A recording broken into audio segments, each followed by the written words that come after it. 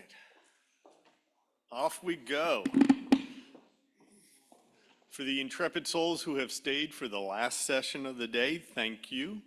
My name is Mike Pissarro. I did a whole session last time and I didn't even introduce myself. This session is Embracing a Growth Mindset for Effective Flood Buyouts. We have two great speakers. Vanessa is the Research Project Manager for Environmental Analysis and Communications Group at Rutgers University's Edward J. Blaustein School of Planning and Public Policy. You need to get a shorter name. And Courtney leads the New Jersey Department of Environmental Protection's Blue Acres program. We all know Blue Acres, we all love Blue Acres. So with that, we will be taking questions at the end. And I should be probably advancing my slides, but thank you. I forgot to say thank our sponsors, because without our sponsors, we would not be able to do this conference and all of the speakers and attendees. And with that, I will turn it over.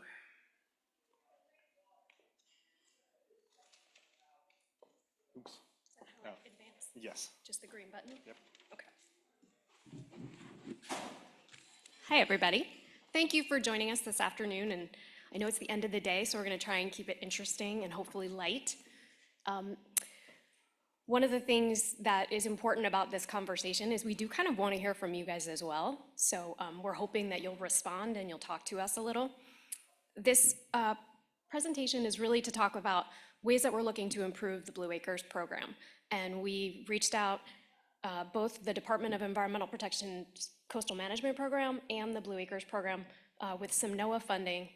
We're able to ask Rutgers and the Regional Plan Association to help us kind of collect some research about what we're doing right and what we can do better. And that's really kind of embracing that growth mindset for a program that is moving into kind of a challenging time, right? Climate-driven flooding is getting worse. How do we make sure the program's responding to the need?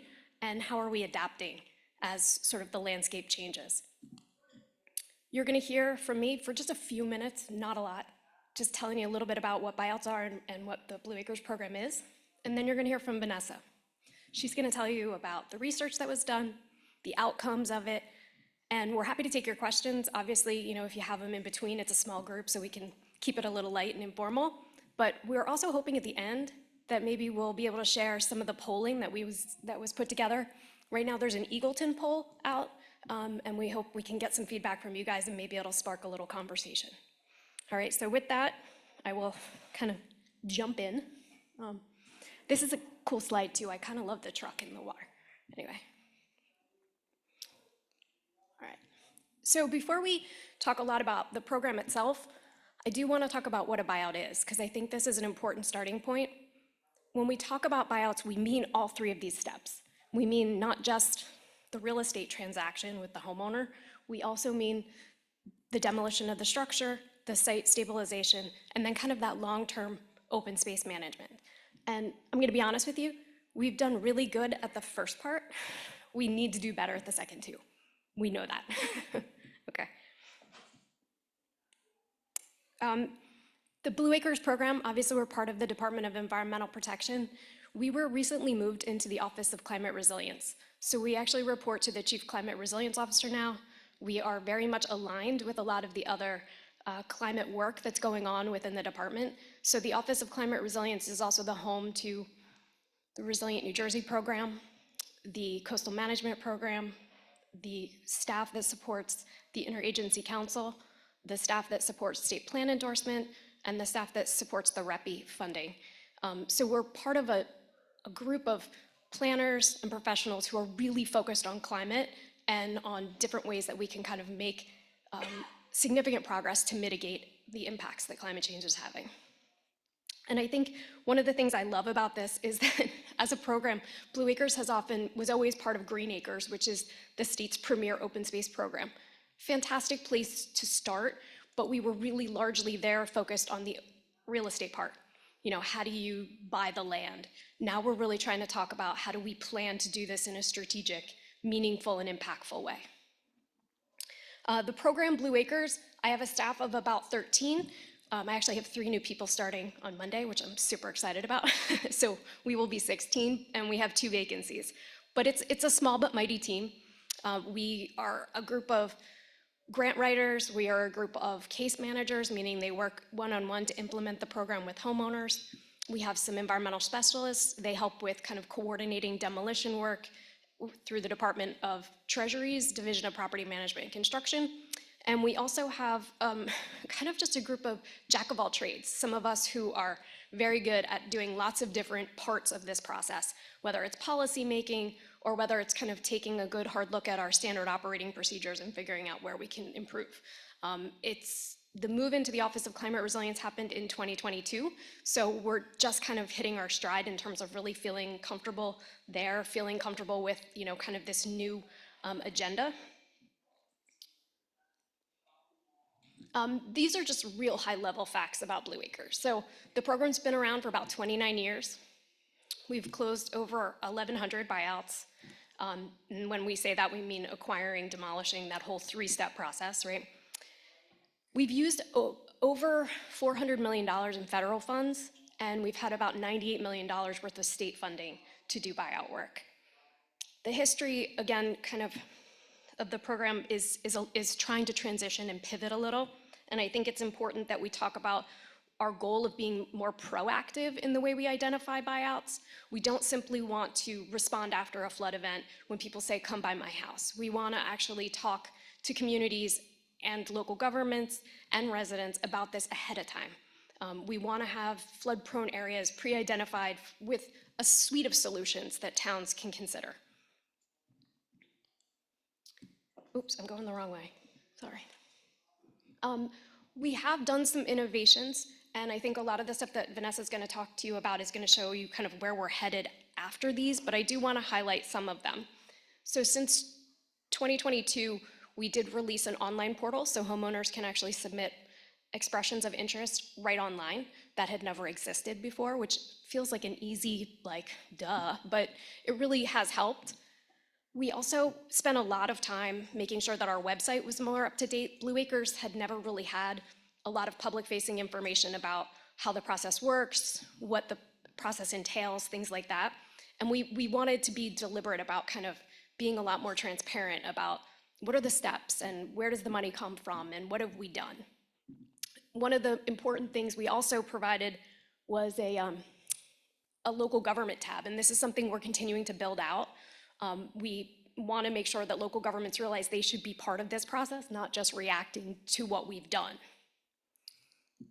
We also, in 2023, you may have heard about this, you may not have, we partnered with the Governor's Office of Disaster Recovery, the Office of Emergency Management, and the Department of Community Affairs, and we came out with the Manville Risk Reduction Area Policy. And it's been a little controversial, not gonna lie.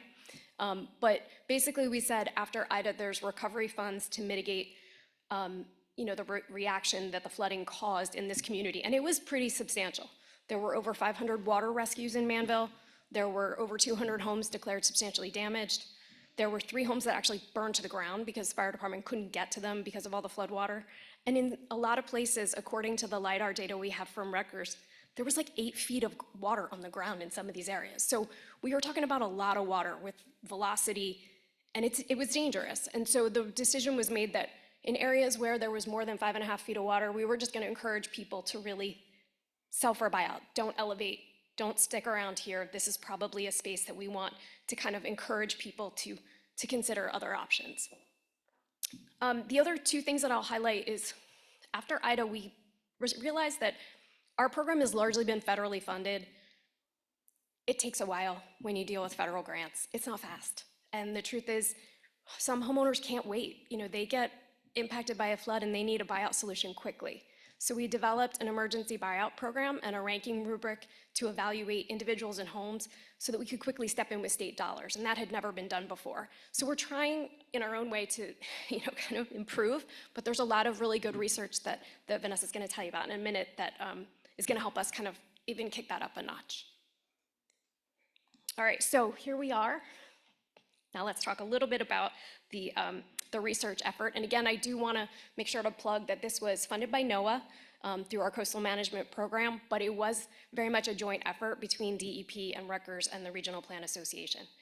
The outcomes are useful and interesting, and I think you're going to see some change that comes out of it, and I won't give away anything. So, but with that, I'll turn it over to you, Vanessa.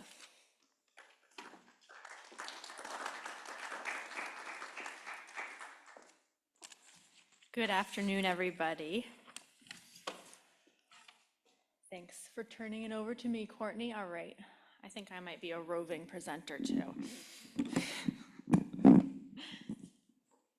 So this project had 3 distinct but related research tasks, which are outlined here, and I'm going to go through each one, tell you a little bit about the methods and the findings that came from each task.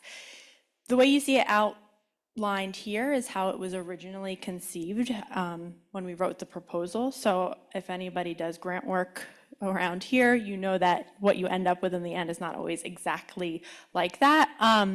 But the first task was to look at case examples of buyouts, so specifically local interviews is what we did. The second part was to do a data analysis of DEP Blue Acres existing data on buyouts to see if we could assess where buyouts were successfully happening, where people were applying, but they aren't necessarily getting the buyout they want, and then how some equity considerations can be crosswalked with that. And then the third task looked to quantify economic impacts at the municipal level, and specifically ended up looking at property value impacts of buyouts. And so I'm going to talk about each one of these in a little more detail. So task 1, local interviews. The first part was a background review of existing buyout data and development of a process model about the way that buyouts happen in New Jersey. So who are the actors and how does the money flow through this ecosystem that results in a buyout? The meat and potatoes of it were interviews with people who have experienced buyouts. They were done last spring, March through June. We talked to 13 municipalities, 4 counties, and 1 consultant who has worked extensively with local governments. We picked these places because they either had the most buyouts completed or DEP recommended some of the municipalities because there was something special or standoutish about them that they would be good to talk to. And then we looked at what people said. Before I get into what people said, this is just the process model that we developed, and there's a lot going on, obviously, but the takeaway is that we have kind of these 5 main actors of buyouts in New Jersey, the money flowing from federal to state to county to local to homeowner, not always through all of those, but always generally starting with some federal funds and ending up with a buyout directly to a homeowner, and how the state agencies or the county government or the municipal government interacts in there can be different. So the interview results kind of fell out into these 5 big buckets, and I'm going to talk a little bit about the main findings from each one. So as far as administrative process of buyouts, this is no shock, but municipal capacity is often limited to do buyouts and to really meaningfully interact in the process. But we heard that it varied a lot. There are towns that are very sophisticated and experienced with buyouts and want to be a big part of the process. There are others that want to hand the reins over to DEP and kind of just be there in the background. And then obviously this is clear, but funding and timing are key, meaning that the speed of the buyout process and the money to make it happen are kind of the most important things. Program coordination. So we looked at, or we asked questions about how local governments experience coordination with the different agencies involved in a buyout. So with FEMA, with Blue Acres, et cetera. And what we heard time and time again is that coordinating well across those administering agencies was really critical. There were examples of it happening good and being really great for the homeowners, and there was examples of it not happening so good where homeowners had ended up with conflicting messaging or even competition over who was going to buy out the house, and obviously that's a worst case scenario that you want to avoid. So the ideal would be for federal, state, and local agencies to be working hand in hand throughout the process. In the counties that we interviewed, these were counties that have their own dedicated buyout programs that can contribute either full funding to do their own buyouts or help with the cost share for a Blue Acres buyout. I think they were Passaic, I want to say Passaic, Bergen, Somerset, and Morris counties. In those cases, the local governments reported really good experiences working with the county and having a more regional handholder. Blue Acres will absolutely hold your hand, but they don't have necessarily that local knowledge that a county staff person can provide.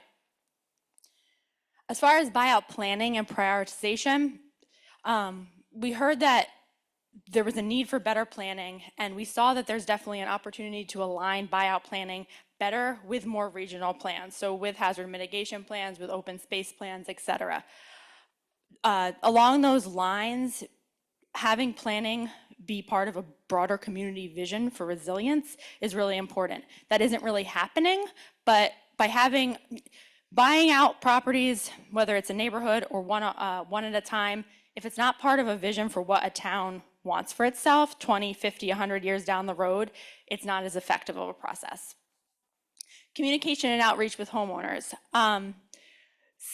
This goes back to municipal capacity. Some municipalities want to take the reins. Others really want pre-developed materials that they can just take off of FEMA's website or take off of Blue Acres website and hand to their homeowners without any changes really. And that's helpful in the cases where they don't have time to really have a personal touch. Also understanding and addressing residents' needs. So this is obvious, but buyouts are a personal process. You don't know on paper why a resident does or doesn't end up accepting a buyout, right? The only way to know is to talk to them and actually address those needs. So is it a timeline thing? Is it an appraisal thing, et cetera, et cetera? Knowing that can increase uptake with homeowners. And the final bucket, community impacts of buyouts. So we heard that the use of the land after the buyout can be a challenge, and this is true even if it's just left as a mowed lot. That requires some level of maintenance on the local government's part, and then to do a lot of times what they'd really like to do, make it pretty, set up some walking paths, a couple benches, that takes money, and so that's an additional challenge. But more research overall is really needed to understand what the local cost and benefit is for these municipalities.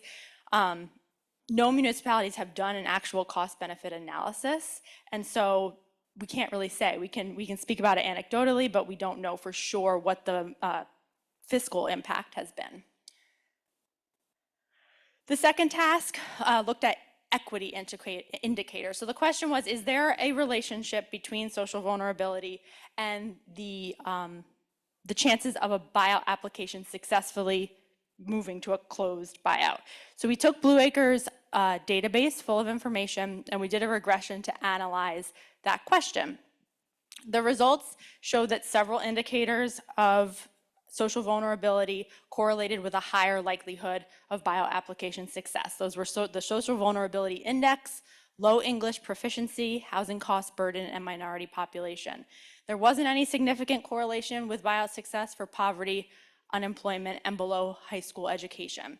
So these results are interesting, but they're kind of odd. You know, why is there those ones on the green side and these ones on the red side? We don't know.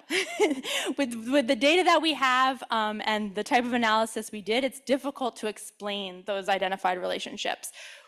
We do know what we would need to address in the data in order to do a more rigorous analysis, and that would be a better idea of the timelines. So we looked at the DEP database. We saw basically whether an application had closed or whether it was still pending. We didn't have a good idea of the timeline of those things. So it could have been pending for 3 days or it could have been pending for 3 years, and we also didn't know if it successfully closed, how long that took as well. So that's something missing that we would want to include to really understand these results.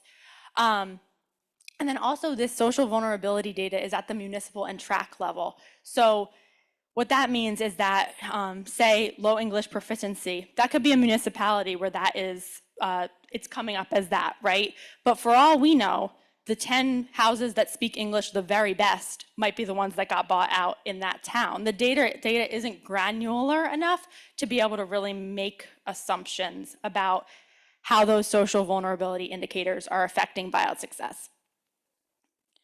The last task looked at property value impacts from buyouts in an area. The study area was those orange counties that you see on the left-hand side, and the study variables are on the right. It's a long list. The ones that are like the variables of interest, I guess you'd say, would be 1 through 4. Well, no, take that back. 1 through 6, super important, and I'll tell you why. And then the last 5, 7 through 11, were things that could be confounding effects with a property's value. So park areas in a quarter mile, train stations, Superfund sites, percent white, those are all things that could be having an effect on property value that couldn't be attributed to a buyout in the area, right? So we had to control for those. The regression analysis controlling for those extra factors showed that each buyout within a quarter acre of a property results in a $410 decrease in property value. So if this is my house and within a quarter mile there are 10 buyouts, you could extrapolate that to say that would be a $4,100 reduction in value, right? That's what that finding is saying. More striking, when we looked at the effect on property value of being within or near a flood zone, properties within 200 feet of a flood zone appeared to have a decreased property value of $12,000, and those actually within the flood zone decreased by $21,000. So what does that mean? Let me back up. Again, it's only as good as the data we have, right? So we have to take it a little bit with a grain of salt, but it starts to point to something, and it starts to tell a story, which is that perhaps being in the flood zone is a much more concerning effect on property value than having buyouts. A lot of times municipalities express concern, well, if we do these buyouts, what does that do to the property value of the neighborhoods that are left? This research suggests that the buyouts are not such a big deal, and it's really the flood risk itself that's driving property value impacts. So we looked at those 3 research tasks, and then we identified some cross-cutting takeaways. I just want to check the time. Okay, cool. So the first one is just the importance of recognizing that buyouts are extremely personal, both for the homeowner and for the municipality. A successful buyout is not one size fits all, right? There's no way to say these are the steps you should take and this leads you to a successful buyout every time.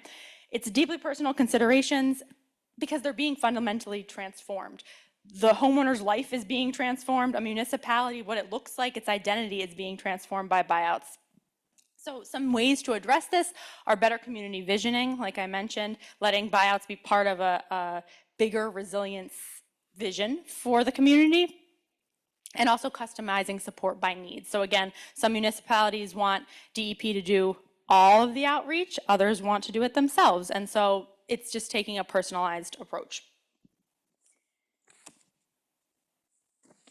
Increasing homeowner acceptance is key. This one seems obvious, right? But I think it's important to highlight because sometimes we get caught up in the nitty-gritty of administering these programs and we don't think about, in the end, what do we really want to do? And we want people to take the buyout and get them out of harm's way. The data analysis that we did for task 2 with the social vulnerability indicators showed that a lot of Blue Acres applications remain open.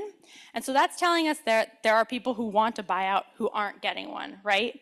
And then we also heard in the municipal interviews that municipalities almost across the board want to do what they call contiguous buyouts, so a whole neighborhood or a whole block, but it almost never happens in real life. And so what that's telling us is that we want some people to take buyouts and they aren't taking them. So there's a disconnect here, right? There's groups on both sides who aren't getting what they want from the program. So how do we get more buyouts across the finish line? The things I already mentioned, so streamlining the timeline. It has to be quicker to get a buyout than to just get your insurance payment and fix your house. If it takes too long, you're not going to be able to wait in most cases. offering moving support to homeowners. Moving is a huge, costly thing, and just the sale of your house is not necessarily the money you need to make that happen.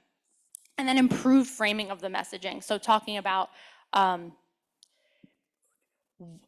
making it more than just you're in a desperate situation and you need to get out of this house, right? Making it part of a bigger conversation about risk and community benefits, et cetera.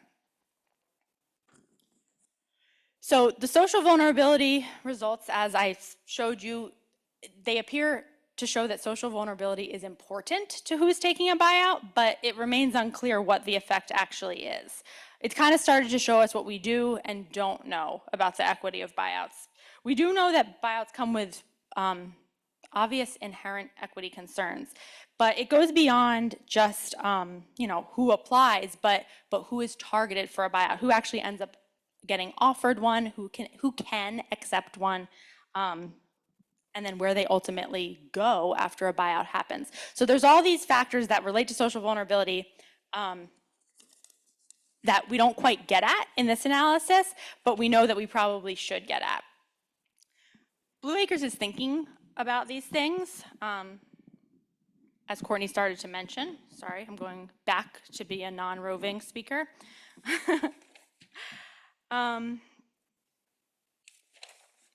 So one thing that would help, as I mentioned, the data right now is at the municipal and tract level. It's not good enough to be able to really tell if social factors are affecting buyout success.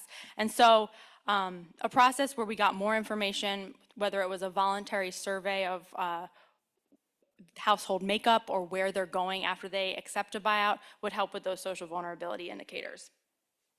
It also ties into the next cross-cutting insight, which is about the role of enhanced data collection. We need better data to strengthen the analyses, and we need to figure out what data would be most key to answering the questions that we need to answer to support more efficient buyouts. So it's things like just getting better organized with the data, that more granular data that I just mentioned, and then also considering the fact that not all buyouts in New Jersey have happened through Blue Acres. The Army Corps does buyouts, the counties have done buyouts, and it would be best to have a way to be able to look at all of those and understand the full landscape. The last kind of cross-cutter here is the potential for post-buyout land use improvements as a specific phase. So again, this is something Courtney is thinking about with her program, but it goes back to the idea of supporting a community vision. After a buyout happens, what do the people in the neighborhood want that place to look like? Is it a park? Is it just, is it accessible? In some cases, people haven't wanted the open space left over to be publicly accessible because now you have people next door using an open space that before was a private property, right? And so we heard that from some of the municipalities. So again, it's that very personal touch to drive the decisions that we make. It's also a matter of equity. Improving the land after a buyout, it can be the difference on a spectrum of, in some cases, it being like a vacant wasteland. We heard from some municipalities where people had started dumping trash there, to a really, really nice improvement for the neighborhood. So making it an explicit phase of the process rather than just handing it over to the town and walking away is the first step to starting to address that need. And this could look like dedicated funding, which is always a difficult thing to add to the already immense funding need, but also just general support for municipalities. We did hear from a lot of them just general confusion about what could happen with the land afterwards. It seemed like some folks felt that they weren't allowed to do certain uses to improve the spaces, where others had reported already doing it and DEP being supportive of it. And I don't necessarily think it's that DEP is wishy-washy about what they allow. I think there's just general confusion, and depending on the source of funding, there are rules for what can happen afterwards. So that's just making it a part of the process. A discussion at the beginning, what's going to happen with this land, addresses that confusion before there's any bad feelings down the road. All right, so the next thing we were gonna do is some Mentimeter polling, but we're still gonna do it, but we don't have a way of showing you it on the screen. Oh yeah, we should do that.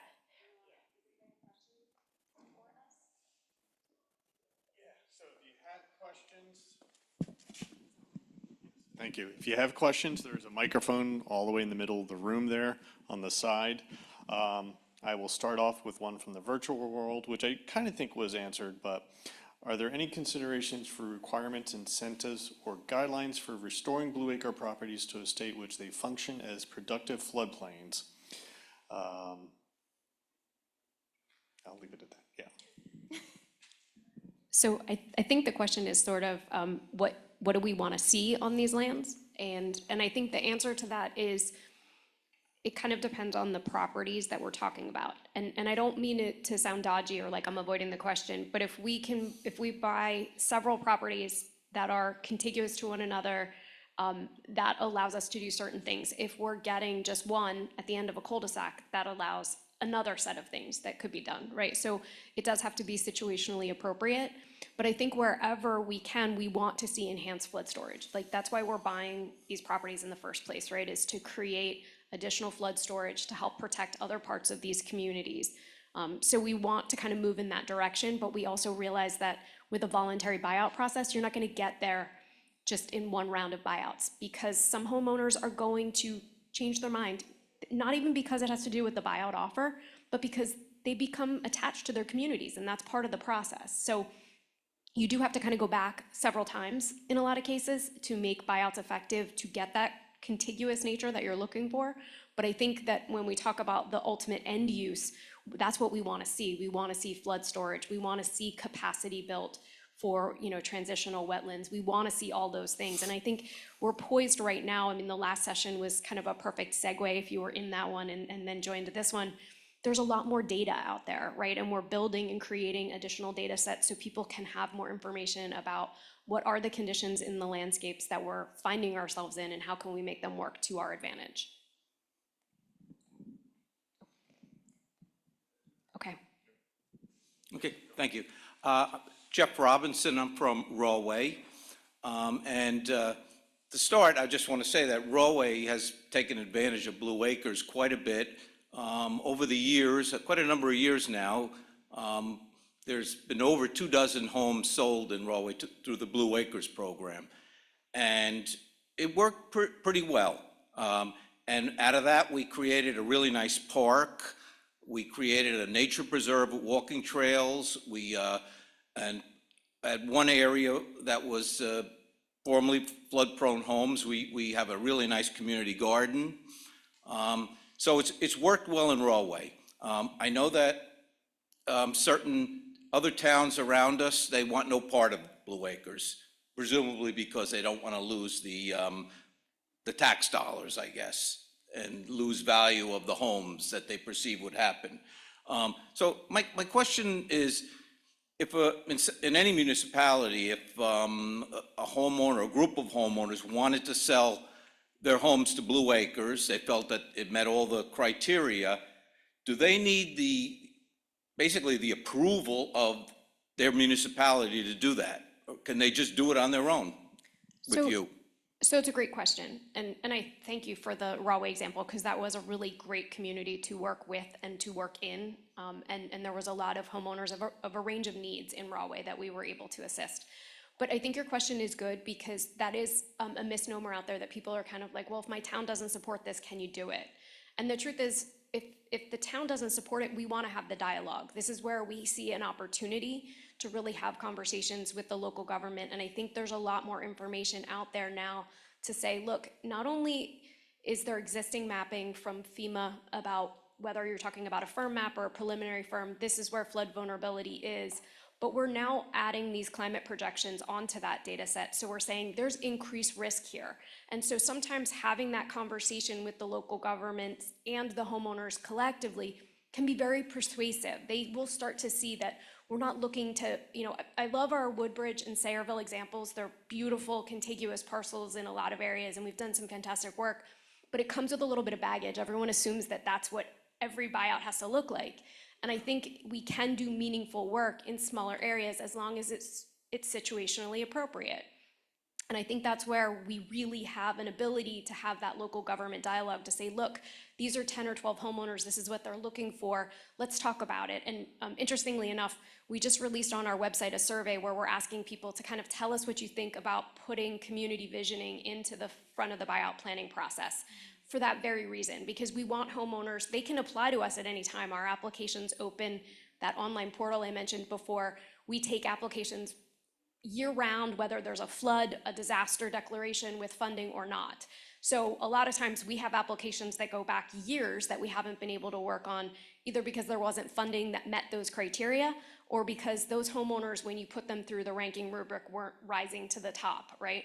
But if we can be proactive in conversations with homeowners and local governments, we can actually create these clusters and project areas and be much more successful, I think, in ultimately realizing the ultimate vision that I think everyone has, which is to really buy these properties, create the open space, and make for more flood storage. Okay, thank you. Sure. I'll also just add to that those concerns on the part of the municipality, whether about property value or loss of tax rateables, are of course very real concerns, but that's why we've embarked on some of this research to see if we can figure out if they're perceptions or if they're real, right? And so this one our work here started to get at the property value question. There's another project being done at Rutgers right now. It's a National Science Foundation grant where they're taking a much deeper dive into the impact on municipal finance from buyouts, and specifically even looking at tools where a municipality could look at a specific property and determine what the actual net gain or loss of that property being bought out on the tax roll would be. So we're working on these things. That project is still in its early phases, but we're hoping that we're gonna have some tools to actually be able to answer those questions. That's a great ad, thanks. Yeah. Well, thanks for your research and the data. It's wonderful, and thanks for the work that you're doing around the buyouts and helping the communities at most need, at risk and at need. So this is a question that's a totally different tangent. So I'm curious about that part of the puzzle, that sort of intermediary step around deconstruction. Thinking about waste flows, we've been talking about sort of a watershed picture and sort of looking to the future around reuse of materials, that sort of thinking about integrated urban watershed management. How are we metabolizing the waste materials? Is that something that you all have sort of kicked around as a, how to sort of rethink just landfill, rethink, sort of carting that off to Pennsylvania and get the community involved in those types of activities? So another really good and interesting conversation, because I think there's so much there in terms of what we could do better. Right now when we do demolition work, we actually kind of have anything that we acquire at the state level becomes a state asset, which means that the Department of Treasury has oversight for it, which we have to use them to do the demolition of most of these properties. We can't really kind of sole source it ourselves as DEP. And they have kind of their prescriptive requirements for how they do demolition work of any buildings, right? And so we've often said to them, there's got to be salvage value in here. Can't you incentivize, the demo contractors to sell these materials through Habitat for Humanity or some of these? I mean, because, anybody who's lived in a flood-prone community will tell you some of these homes have been repaired and replaced multiple times. And in some cases, you're talking about people who might have repaired it and 6 months later are accepting a buyout. So you have relatively, newer, whether it's appliances or infrastructure in the homes that could potentially be reused. But what we often get told by both our partners at DPMC and some of the contractors that we've talked to on the ground is it's not cost effective for them, which is really sad. That's not what we as DEP and as an environmental organization would like to see, right? As an agency that wants people to recycle, we would love to see more of that. But I think the model has to kind of work in order to do it. So it's certainly not something that we have a solution for today, but it's something that we are very keenly aware of, and we see the need for some improvement. But I think it's gonna happen on a larger scale. if that makes sense. One from the virtual world. All right, from the virtual world, has DEP considered creating funding packages so that buyouts lead to resilient activities, so terraforming or parks development, so sort of combining Blue Acres money with Green Acres money to go forward?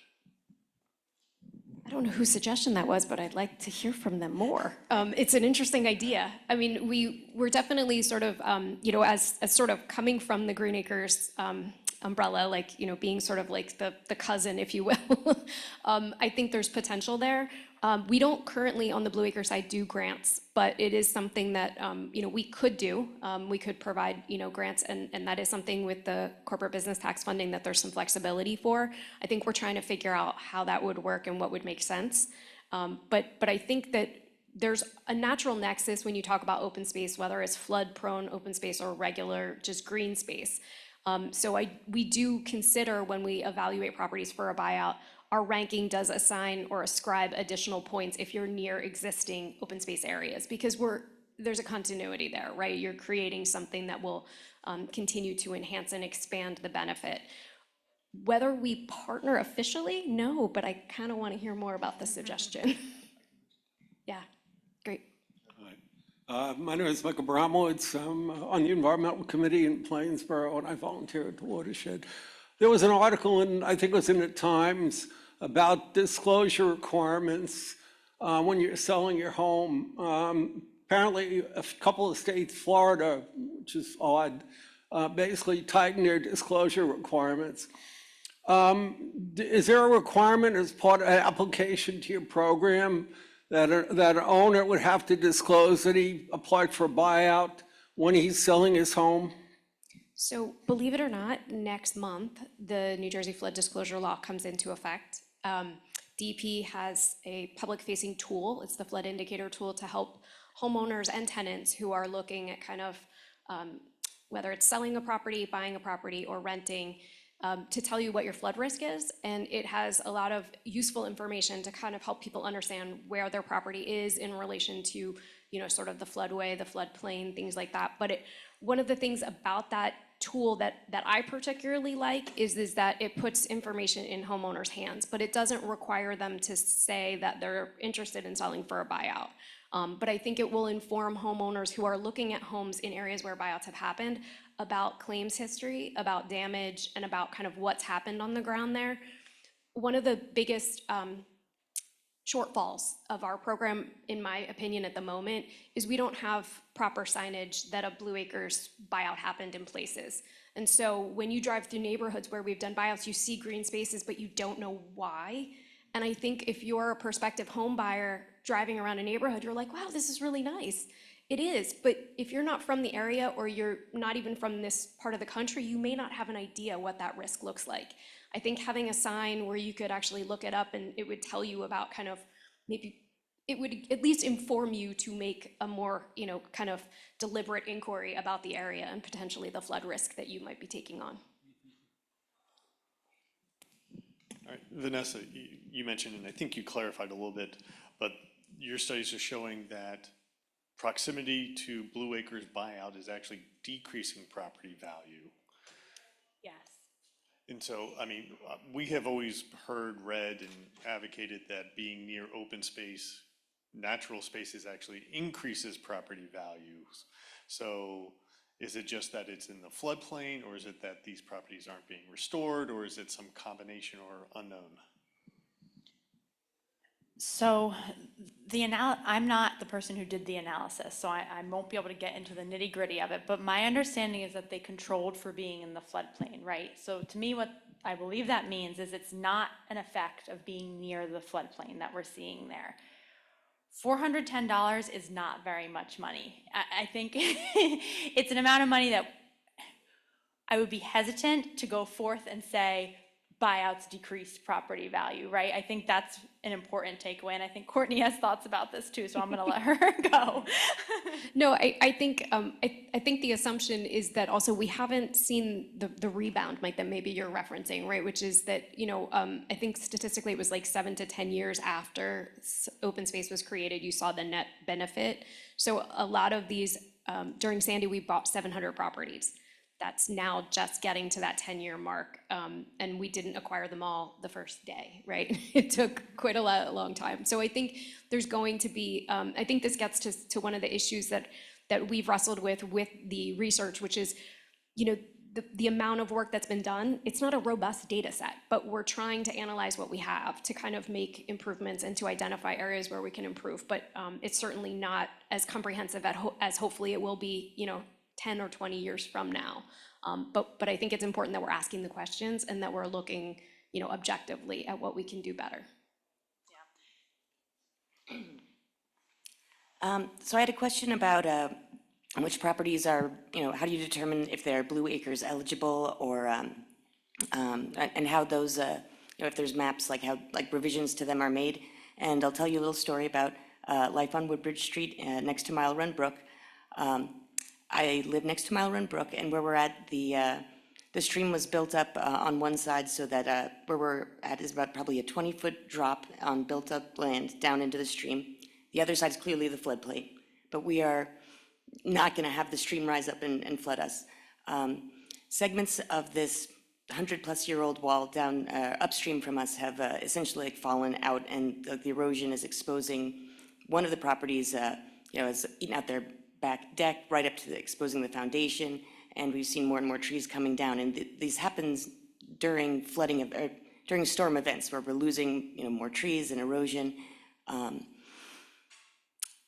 Heather's asked around for us, and pretty much the town, the county, everybody, nobody really wants to take responsibility for the property. And I'm just wondering if there are other programs where, some of these two homeowners can, apply for a buyout, or are they just kind of out of luck due to the elevation? So we don't necessarily make elevation a disqualifier. I'll say that. When we look at, and maybe to answer your first question, that might help inform the second part, kind of the situationally specific part. But when we evaluate a property, we kind of look at it on 3 levels. We're looking at on the local level in terms of the geography and sort of the planning associated with the parcel. But then we do evaluate the homeowner as well. So we're looking at kind of what is their situation. Is this a property that we're seeing right now, a lot of people's flood insurance is just going up at a crazy rate. It's amazing. And there's a lot of folks who will say to us, I just can't keep affording this. And even if I elevate, there are some homes in Pequannock that actually are elevated, but are still seeing increases in their flood insurance. And so what I have a tendency to do is say, let's look at where the house is, right? Is this something that we really just don't want? Do we need to reimagine this land use? Is this not a good place for a residential property to be? And I think that kind of helps inform, whether or not it makes sense for a buyout or some other solution.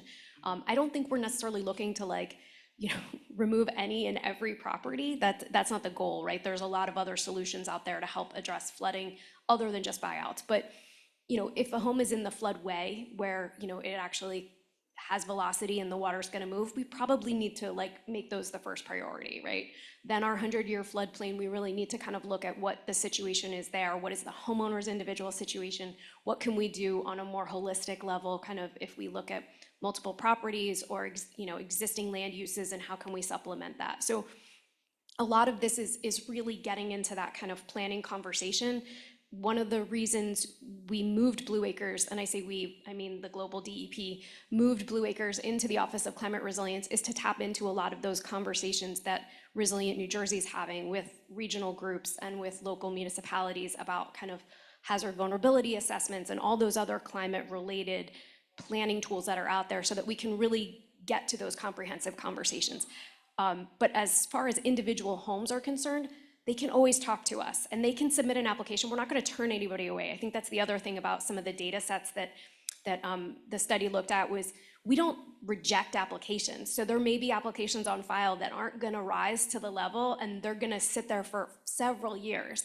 But if circumstances change, and they do, we've seen areas where erosion has kind of exacerbated someone's situation, so much so that they become much more vulnerable than they were before. The water goes where it wants, and so we don't often get to control a lot of those kind of factors. But But I would say this is one of those places where if those are homeowners that are considering it or thinking about it, send them our way. We'll have a conversation. You know, we pride ourselves on this one-on-one consultation that we give every homeowner. And then if you do participate in a buyout, you get assigned a case manager who walks you step by step through the process. It's your person that will answer any questions. They'll make you your offer. They'll be there at closing. They'll hold your hand while they demo your house if you want. So again, it's a highly personalized process because it's a really big decision, and we don't want anybody to think we take that lightly. Thank you. Hi, I'm from Rahway, and I have seen houses bought out or seeded by eminent domain. And I live near Woodbridge, where, as you know, there's been a very big buyout for an area affected by sea level rise. I'd like to know, from the point of view of the person whose house, has been condemned and offered a buyout, is there any provision made for that person to get enough to stay in their community so that they don't have to uproot their family, go to a new school district, leave the town completely? Is there some kind of provision made for such people? I have to thank you for that question because it's one of the things I wanted to talk about and I didn't remember to. So thank you for that. Yeah, so one of the other things we've done recently is we've created a policy to offer supplemental assistance or relocation assistance as part of a buyout offer. And on the FEMA side, we have some limits. There's a cap to how much we can offer, but on the state side and on the HUD side, they call them incentives. And so what we're trying to do is find ways. We've done a housing market analysis in the communities that are flood prone throughout the state, and we are updating that annually. And what that helps us do is figure out what is their replacement housing gonna cost them. And a little bit of the assumption is that they're gonna buy, and they don't have to. You can still get some supplemental assistance if you decide to rent long-term, but the goal is to at least identify what that housing gap might be, and then find ways to fill it. Yes. So the market value is going to be the basis for your initial offer, but then we can add supplemental assistance on top of that based on the difference between what you owe on your mortgage and then what the replacement housing cost would be for the same size or equivalent structure in that area. And again, these are trying to help people move out and move on. I think a lot of the time we had treated buyouts very much like we did a Green Acres open space transaction. What is it worth? Here's the appraisal, take it or leave it. Nothing wrong with that, but there was a lot of gap there in terms of realizing that buyouts are a housing issue too, and we need to make sure that people have the ability to transition to other housing. And I think it became an equity conversation when we started realizing that if you are flood prone and you've gone through this multiple times, most of these people don't have savings anymore. Their flood insurance wasn't covering repairs. They weren't sitting on money that they had been saving for a rainy day or for their other things. People were tapping into retirement savings, all these other things. So we needed to really make sure that not only we were saying, here's the difference if you want to stay, here in this county, here's what you're going to need. And so that's an improvement that we've made recently to kind of help people with that transition. Not going to lie, we rolled it out. We've been using it now for about, 9 months. I'm sure there's going to be improvements to it. Nothing's perfect the first time. But I think the logic behind it and sort of the justification for it makes us feel like we can defend it both in the use of the way we use our public state money and the way we use the federal funding. So I think that might be it. Any more questions, either in the room or virtual, or is there anything else you guys want to? I mean, I have a whole list of questions, so I can keep you busy. Okay. Are we able to do that, or? So we have about 15 minutes.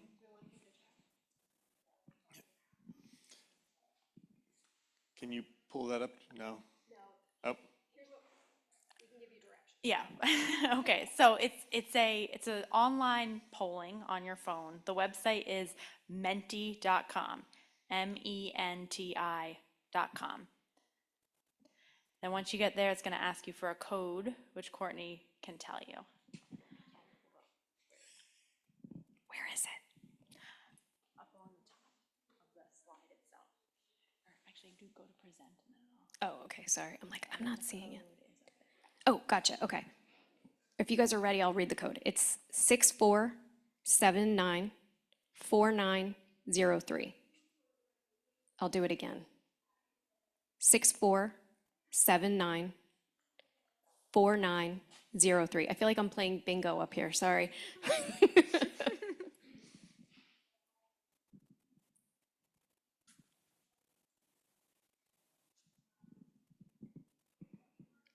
Okay, people are voting. I'm so excited. Okay. So these questions are actually part of a real public interest poll that is, if it hasn't already been launched this week, I think next week it's going to go out. It's through Rutgers Eagleton Center. These are just some of the questions about buyouts. It's about flood resilience overall. It's like I think a 30 or 45-minute telephone survey. So we thought, why not use a few of the questions about buyouts to spur some discussion here today? And I apologize that it's not on the screen. All right, so the first question, which has everybody answered who wants to? I don't want to jump the gun if you're still thinking about it. Okay, so the first question was, how much would a town's propensity towards buyouts affect your desire to live in that town? And we're about 5.5. So some folks, it's sort of like a neutral, right? It doesn't sound like it's something that would make people want to live there or not want to live there. So it's sort of, we're right in the middle. But I think one of the reasons this question's being asked is to sort of kind of get at, is there a negative association, right? Sure, no, it's 64794903. Yeah. I think a 5.5 is a significant impact. A 0 would be, Say more. well, then if it's not going to affect you, if it's not going to affect your decision to live there, the right answer is 0. So a 5.5 is a significant impact on someone's desire to live there. A 10 would be even higher. Yeah. But a 5.5 is a significant discouragement, I think. Or, Okay, so you're saying I need to rethink that thought? yes, that's exactly right. If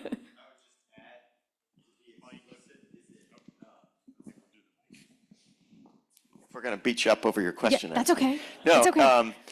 it's not clear whether people, you can apply it, but it's not clear whether the Blue Acres propensity is a positive or a negative impact on your interest in moving into that community. So you might want to make that more clear. Right, well, and just truth be told, we pulled these out of the poll. There's like a lot of questions before and after too, which may provide additional context. But I think what we wanted to kind of just get at was a little bit of like, what's your general feel? Like, is that a good thing? Does that make the neighborhood or the community attractive or not attractive?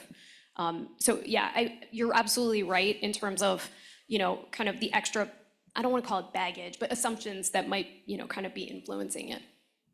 Well, did anyone in the room mark that it would affect their decision and they mean it positively? That's my question. No. Does anyone want to raise their hand and say, yeah, a buyout makes me want to live in a town? Yeah? No, I can see the argument for it, yeah. I think that's. I think the places where the buyouts have happened contiguously could be a plus. When you have a neighborhood where there's holdovers and you happen to be in a house that's kind of like, you're buying a house that's, the next door is vacant and then the one across the street, patchwork, I think that's where it becomes more of a negative.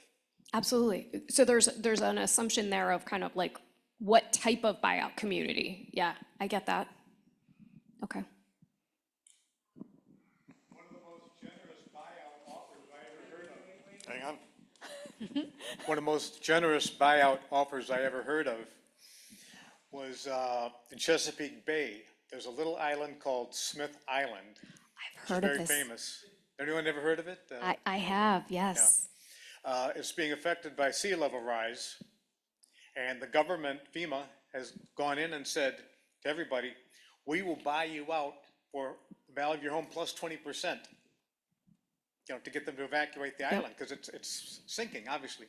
Yeah. And that part of the country is very distrustful of the federal government, and they said, no, forget it. So, Yeah, apparently it's an island that they can only get to it by ferry too, which has some other complications that I think people are a little worried about. But yeah, it's a fascinating story. It truly is. If you're interested in buyout stuff, yeah, Google it. Go down that rabbit hole. And in the virtual world, and this is how I kind of answered, I read a 5 as a middle of the road. I thought if a town does not participate, that's lousy, and I don't know that I want to live there. So, Okay. All both right. virtual world and myself. All right, should we move on? Oh, I'm sorry, go ahead. But we have seen research, other research conducted by Clint Andrews at Rutgers, in fact, that there are folks who are investing in those communities that have had buyouts. So they are strategically identifying these, they're gentrifiers in certain ways too. So I just want to bring that up. Yeah, it's an interesting challenge. One of the things we see is there's a lag where a lot of times homeowners will leave and they will decide to rent. So we end up relocating a lot more tenants the farther away from the flood event we get. They don't want to go back, but they recognize that they don't want to live in that spot anymore, but they will rent it, and then we have to relocate the tenants. So it's an interesting problem, yeah. Okay, should we move on to the next one? All right.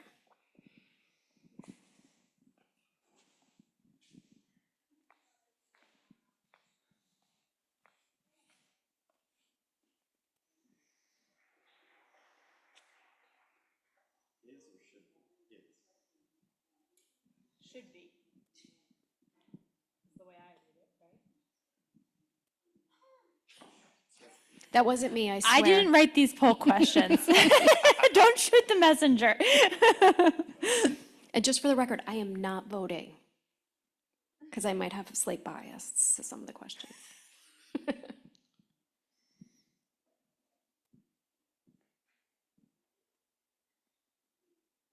I wish we could show you guys this because it's so much fun to kind of watch it change. I know, I'm sorry about that.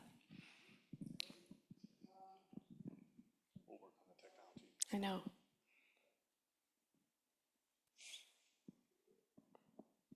Okay, I'm gonna assume that most people who want to vote have voted.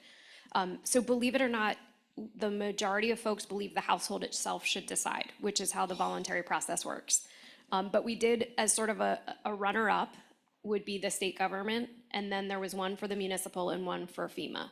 So the belief was that, it really should be an individual decision, which is how most of these programs are set up across the country. Harris County, Texas did start to do some involuntary buyout work, but other than that, most of these programs are still very much voluntary, that they're not condemning homes for flood buyouts or for flood acquisition. Anybody have any thoughts on that? Feel strongly? Just that it's a real problem for society as a whole if we're asked to, with sea level rise in particular, and climate change more generally, if we're asked to subsidize unwise decisions by homeowners, and by definition, I think they're going to be prone to unwise decisions because, sentimental connection to one's home and one's community are going to discourage, people from selling and moving. So where does it end, I guess, and who pays for it? If you want to say you guys are on the hook, we're not going to have, you're not going to be eligible for flood insurance. And I guess some of that's happening at the Jersey Shore now, where people can't get flood insurance and wealthy people are building multi-million-dollar homes that are going to be swept away again and again by hurricanes. And, if that's their choice, okay. But if it imposes a cost on the rest of us, it's not so okay. So first, thank you for sharing that, because I do think that I think you made a lot of really good points, and I think there is something to be said for the fact that, there is risk here, right? And people have different risk tolerances, as I think a lot of the discussion around sort of what makes sense for individuals. And some people are much, there's a gentleman in Wayne who I used to work with like many moons ago, and he used to tell me he loves when these big flood events happen. Nobody bothers him. He gets in his boat with his 30-pack of natural light and he goes fishing. And he's like, yep, floods are great for me. And then there's other people who will tell you stories about like their kids traumatized by rain and how they neurotically watch rain gauges when they know there's storm systems coming because they're afraid of having to be evacuated in the middle of the night. So there's a huge spectrum of what people are comfortable with. But I think that, you know, some of the points you're making there about kind of really getting at where is the cost and kind of who's responsible longer term, and you know, who's going to bear that as we address, you know, the impacts of climate-driven flooding. I think these are really tough questions and conversations to have.